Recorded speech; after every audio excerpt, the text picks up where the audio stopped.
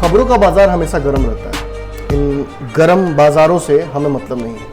हम खबरों का बाजारीकरण नहीं करना चाहते। हम उन खबरों की तह तक पहुंचना चाहते हैं जिन खबरों की वजह से आपके जीवन पर असर पड़ता है। हम खबरों का पंचनामा करते हैं। सब कुछ सही जा रहा था, लेकिन नीतीश कुमार ने रातों रात डिसाइड कर लिया कि उन्हें आरजेडी और कांग्रेस को छोड़ देना है और एनडीए में वापस चले जाना है और भाजपा के साथ मिलकर सरकार बनानी है, क्योंकि बिहार में यादव ही अपने दम पर बिहार को चलाते हैं। मैंने कहा ही था कि कोरोना का लॉकडाउन जिस दिन खत्म होगा उस दिन महागठबंधन का अनलॉक शुरू होगा, और देख लीजिए अनलॉक शुरू होने से पहले महागठबंधन भी टूटना बिखरना शुरू हो गया है। इन सभी ने नीतीश को छोड़ दिया ना जी। क्यों छोड़ा? क्योंकि कथनी और कंदी में अंतर नजर आ रहा था। जब नीतीश उसी महागठबंधन को कभी अच्छा बोलते हैं, कभी उसी महागठबंधन के खिलाफ चले जाते हैं, कभी एनडीए में रहते हैं, कभी एनडीए के बाहर चले जाते हैं। नमस्कार, स्वागत है आपका भारत लाइव में। एक बार फिर से हम लोग आ चुके हैं खबरों की चीड़-फाड़ करने के लिए पंचनामा लेकर। तो आज का जो पंचनामा है, आज हम इसमें बात करने वाले हैं महागठबंधन के बारे में। महागठबंधन में दूरियां नजर आने लग गई हैं। जिस तरह से कई लोग महागठबंधन में होते हुए भी तेजस्वी यादव के खिलाफ नजर आ रहे हैं, उसी मुद्दे पर आज बात करने के लिए हमारे साथ हमारे संपादक नमन मिश्रा जी बैठे हैं। सर, जिस तरह से महागठबंधन से ही बयान आने शुरू हो गए हैं कि जब स्वर्ण जाति का, जिस तरह देखा जाए तो स्वर्ण जाति का जो वोट है, वोट बैंक, वो सीधे तौर पर जाता है एनडीए गठबंधन की तरफ मैक्सिमम। तो अब महागठबंधन के लोग ही ये बात कह रहे हैं कि जब स्वर्ण जाति के जो लोग हैं वो महागठबंधन की तरफ जब उनका झुकाव होता है तो उसी तरफ तेजस्वी यादव ऐसे स्टैंड ले लेते हैं कि वापस से स्वर्ण जाति जो है वो एनडीए की तरफ चले जाती है जी। कितना तक सही है? देखिए, इसके लिए दो बहुत बड़े इंपॉर्टेंट चीज़ें मैं बताने वाला हूँ आपको। एक तो ऐसी ही एक घटना के बारे में मैं राजनीतिक चर्चा करने जा रहा हूँ जिससे आपको इस परिप्रेक्ष्य को समझने में आसानी होगी। दूसरा, एक ऐसे कल इंसिडेंट के बारे में कल के मैं पॉलिटिकल बताऊंगा जो कि आप जानते हैं लेकिन आपने इस एंगल से नहीं सोचा है। कल बिहार में एक नई पार्टी का प्रादुर्भाव हुआ है जी। वो पार्टी सवर्णों की तथाकथित पार्टी होगी, लेकिन अब जो कहें, अब लोग कह रहे हैं कि जन जन की पार्टी है, लेकिन मुझे लगता है कि जैसा इस पार्टी के अध्यक्ष आशुतोष की जो छवि रही है, इस पार्टी की जो रूपरेखा है, ये सवर्णों की मूलतः पार्टी होगी। इस पार्टी में बहुजन बहुत कम होंगे जी। बहुजनों की बात जरूर करेंगे क्योंकि लोकतंत्र है और सामाजिक न्याय की बात नहीं कीजिएगा तो आपको कोई पूछने भी नहीं जा रहा है। लेकिन सवर्णों को पहली बार एक विकल्प के तौर पर पार्टी मिल गई है जी। और ये बेचैनी भाजपा और उन सभी पार्टियों में करेगी जो बिहार में सत्ता में आना चाहती हैं। अब देखिए, लालू का एक हिट फॉर्मूला रहा है, MY समीकरण जो था उनका, उसको MYD कर दीजिए, लेकिन जो तेजस्वी A to Z करना चाह रहे हैं जी, कथनी करने में अंतर नजर आ रहा है। साफ इन पे सवाल खड़े हो रहे हैं कि गोपालगंज पे इनका रिएक्शन दूसरे टाइप का होता है और सिंधुआरी को लेकर इनका रिएक्शन होता ही नहीं जी। तो ये एक घटना है जिसकी वजह से बेचैनी विपक्ष में ही बढ़ी है। विपक्ष को भी लगता है कि बिना सवर्ण के हम कैसे जीत पाएंगे। पिछले चुनाव में सवर्णों ने जो पटकनी दी थी, जो लोकसभा चुनाव हुए 2019 के, वो सामने दिखा था जी। और कहीं ना कहीं सवर्णों के साथ साथ एक बड़ा समूह जो इस महागठबंधन का वोट बैंक है, ये भी भाजपा की तरफ शिफ्ट कर गया था। तो डर तो लाजमी है जी। अब मैं आपको बताता हूँ वो बड़ा कारण जो कि बिहार की राजनीति में एक बार हुआ था और वही अभी हो रहा है, उसी तरह संदर्भ की चीजें अभी हो रही हैं। 2015 में नीतीश कुमार महागठबंधन में थे। महागठबंधन में कांग्रेस और आरजेडी भी थी जी। एक अच्छी सरकार बनी थी, मजबूत सरकार बनी थी, 3 पार्टियों का गठजोड़ था और सभी को समुचित मिला हुआ भी था। कांग्रेस जो पार्टी थी, सबसे छोटी पार्टी, उसे भी 4 मंत्रालय मिले हुए थे बिहार में। सब कुछ सही जा रहा था, लेकिन नीतीश कुमार ने रातों रात डिसाइड कर लिया कि उन्हें आरजेडी और कांग्रेस को छोड़ देना है और एनडीए में वापस चले जाना है और भाजपा के साथ मिलकर सरकार बनानी है जी। ऑब्वियसली ये सरकार भाजपा को तो जनता ने वोट दिया नहीं था सत्ता में आने के लिए, तो ऑब्वियसली ये सरकार बनेगी तो किसी विपक्ष को लगेगा कि हमारे साथ नाइंसाफी हुई है, जनता के वोट के साथ नाइंसाफी हुई है, जिसे विपक्ष में भेजा गया वो सत्ता में कैसे आ सकता है जी। लेकिन लोकतंत्र के अलग अलग कानून है, नियम है, दांवपेच है, इनको यूज करके आदमी सत्ता तक पहुंच सकता है। लेकिन समस्या क्या हुई? नीतीश महागठबंधन से वापस एनडीए में आते हैं, एनडीए से पहले छोड़कर भी आए थे। इससे सबको सबसे ज़्यादा समस्या किसको होती है? उन कार्यकर्ताओं को जो जनता के बीच रहते हैं, जिन्हें कल तक ये बताना पड़ता है कि नरेंद्र मोदी बहुत बुरे हैं, जी आज से कहना पड़ता है कि नरेंद्र मोदी अच्छे हैं, नीतीश जी नरेंद्र मोदी के साथ है, तो बहुत अच्छी बात है। उन्हें जवाब देना पड़ता है इस बात का कि नीतीश कुमार ने कैसे कह दिया था कि मर जाऊंगा लेकिन भाजपा के साथ नहीं जाऊंगा। उन्हें इन सब चीज़ों का जवाब की देना भी बात पड़ता हुई है। थी उस समय। इस सब चीज़ का जवाब कार्यकर्ता को देना पड़ता है, क्योंकि नीतीश जी जो व्यक्तिगत तौर पर सभी से मिलते नहीं चुनाव में, और मजबूरी रहती है कार्यकर्ताओं की, जाना तो पड़ेगा ही, निर्देश अगर आएगा आला कमान का तो। और आपने देखा था कि प्रशांत किशोर के पार्टी के, बिहार के पार्टी में बोला, उनकी टीम के सदस्य चंदन, इन सभी का गुस्सा था ना, इन सभी ने नीतीश को छोड़ दिया ना। जी क्यों छोड़ा? क्योंकि कथनी और कंदी में अंतर नजर आ रहा था। जब नीतीश उसी महागठबंधन को कभी अच्छा बोलते हैं, कभी उसी महागठबंधन के खिलाफ चले जाते हैं, कभी एनडीए में रहते हैं, कभी एनडीए के बाहर चले जाते हैं, अब फिर से एनडीए में आना चाह रहे हैं, आ गए हैं। और यहाँ भी परिस्थितियाँ कई बार ऐसी आ चुकी हैं कि लगा कि नीतीश कुमार एनडीए छोड़कर भागेंगे। तो इससे क्या हुआ? इससे कार्यकर्ताओं में, उन नेताओं में जिनको जनता के बीच रहना है, प्रशांत किशोर ने यही हवाला देते हुए पार्टी छोड़ दी, उनको निकाल दिया गया। चंदन जी जो उनके पार्टी के उनके समर्थक थे, उनको भी हटा दिया गया। एक अच्छी खासी टीम जो प्रशांत किशोर की थी उसको हटा दिया गया।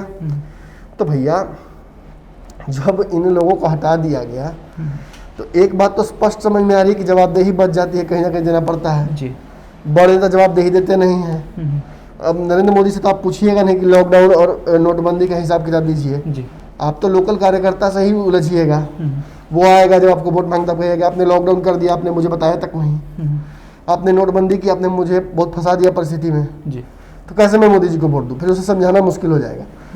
अब इन पार्टियों को परिप्रेक्ष्य में इसको समझने का प्रयास कीजिए इस घटना को। बिहार में जो तेजस्वी यादव करेंगे, घोषित तौर पर अघोषित तौर पर वही बिहार में विपक्ष के नेता हैं। जी और भले ही कोई छोटी पार्टियां उन्हें सीएम कैंडिडेट न माने, लेकिन सर्वविदित है कि सीएम कैंडिडेट महागठबंधन के वही होंगे, इस पर विवाद नहीं है।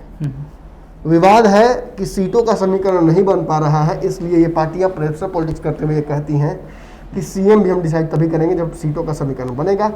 अभी तेजस्वी को हम नहीं मान सकते, लेकिन अंदरूनी समीकरण चुनाव तक बनेगा। लेकिन समस्या ये है कि तेजस्वी यादव अगर सडनली किसी जातिगत राजनीति में इन्वॉल्व होकर सामने आते हैं तो ये पूरा महागठबंधन एक्सपोज हो जाता है। जी जितना मांझी की पार्टी, हम पे भी सवाल खड़े होते हैं कि आप सवर्णों को छोड़कर जा रहे हैं तेजस्वी यादव, उनको उनकी चिंता नहीं, उन्हें तो आप क्यों साथ में खड़े हैं? जी उन्हें प्रूफ करना पड़ जाएगा।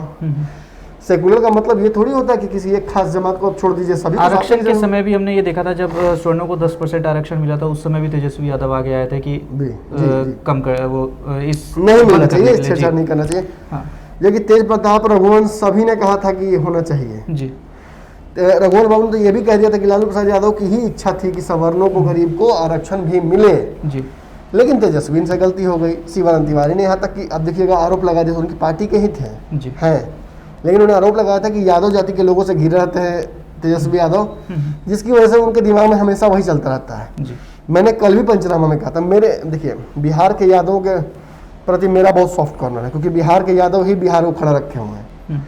सच्चाई है, मैं सवर्ण जाति से आता हूँ, ये मेरे दर्शक भी जानते हैं, लेकिन यादवों के प्रति मेरा सॉफ्ट कॉर्नर हमेशा रहता है। जानते हैं क्यों? जी क्योंकि बिहार में यादव ही अपने दम पर बिहार को चलाते हैं, इनकी संख्या अच्छी खासी है, और बिहार में कोई बड़ा बड़ा कल कारखाना नहीं है, ना हमारे पास इतनी रिसोर्सेस है नेचुरल की, कोयला खदान है तो ये है वो, कुछ नहीं है हमारे पास। तो अगर हमारे पास कुछ भी है तो वो है हमारे यहाँ का व्यक्ति धन, यानी कि मानव धन, यानी कि मानव संसाधन। और ये मानव संसाधन में सबसे ज्यादा किसके पास ताकत है, किसके पास सबसे ज्यादा, आप देखते हैं हर समाज के हर काम में आप जाइएगा तो आप देखिएगा कि यादवों की भागीदारी अच्छी खासी है बिहार में। जी इसीलिए मैं इस जाति को प्राथमिकता देता हूँ। मैं मानता हूँ कि ये बिहार को बिल्ड कर रहे हैं और इसलिए इनको प्राथमिकता मिलनी भी चाहिए। लेकिन केवल अगर आप यादवों को या बहुसंख्या या वोट के परसेंटेज के आधार पर अगर आप राजनीति कीजिएगा तो जो पार्टियां आपके पीछे खड़ी हैं, जी जिनको जो कार्यकर्ता उनके पीछे खड़े हैं, उनको जब जवाब देना पड़ जाएगा तो कहीं ना कहीं बहुत मुश्किल हो जाता है। और जैसा प्रशांत किशोर की परिस्थिति में आए थे वैसे ही ये छोटी पार्टियां भी आ रही हैं। कुशवाहा की बेचैनी आपको सब समझ में आ रही है, जी आपको सोनम मल्लाह की बेचैनी समझ में आ रही है, आपको बेचैनी समझ में आ रही है मांझी की।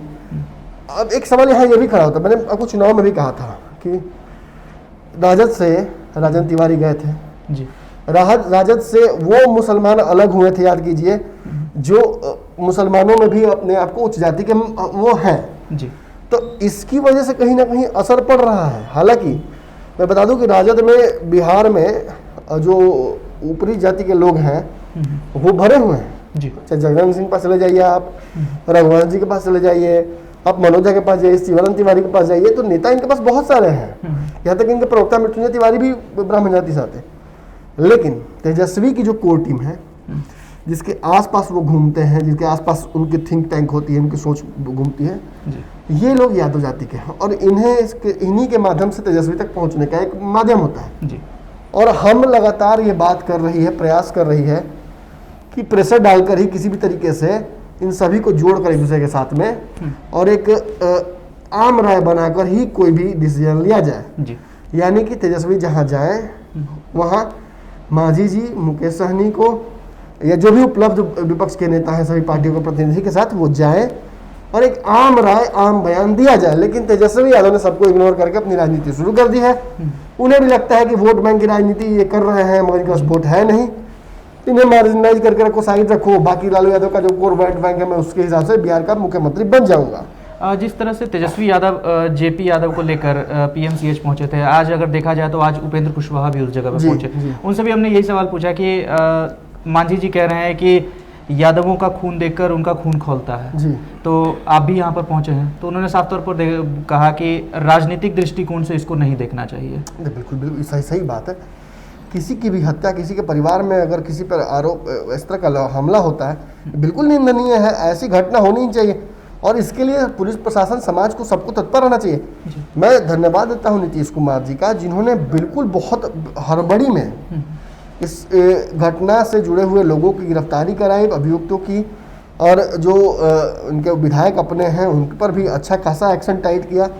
अब कहीं ना कहीं सवाल तो तेजस्वी पर ही खड़े हो रहे हैं ना जी। लगभग 1 साल हो चुके हैं उनके विधायक गायब है, नाबालिग के साथ जो घटनाएं हुई हैं अप्रिय, उनके आधार पर वो गायब है, उनको खोजा जा रहा है, मिल नहीं रहे हैं, कोई एक्शन भी उसे नहीं लिया गया उनके प्रति। सवाल तो तेजस्वी से ही हो गए और विपक्ष जानता है कि अगर हम नेता इन्हें बनाकर सेनापति आगे बढ़ रहे हैं तो इनके एक्शन रिएक्शन पे हमारे जो कॉन्सिक्वेंसेस, हमारे जो इतिहास फ्यूचर है वो उस पर डिपेंड करता है जी। एक तो बड़ा कारण ये है और दूसरा छोटा जो कारण मुझे लगता है ये है कि तेजस्वी जो आम राय नहीं बनाना चाहते हैं, जो कोर कमेटी की बात चल रही थी कि एक ऐसी कमेटी बने जो कि समन्वय बैठाकर सभी को सीटों का समीकरण बनाए जी।